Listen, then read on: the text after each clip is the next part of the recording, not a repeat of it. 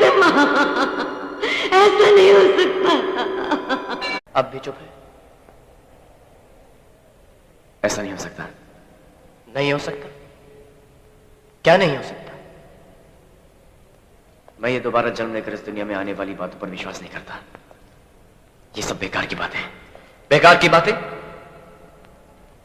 ये सब गांव वाले तुझे देखकर करण करण कह रहे हैं, ये बेकार की बात है?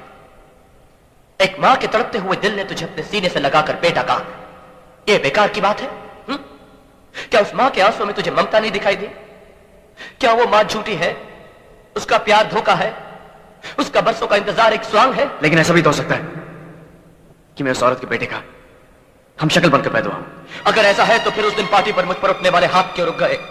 क्यों तुमने मुझसे कहा कि भाग अर्जुन भाग?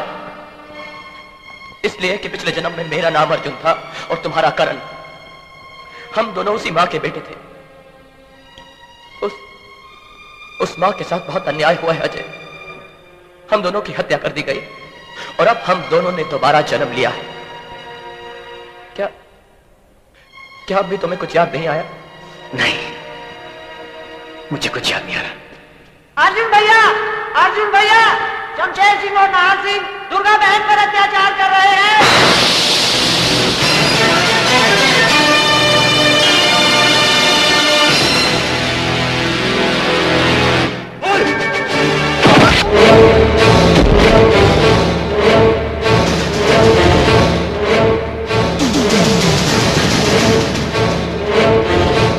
अर्जुन?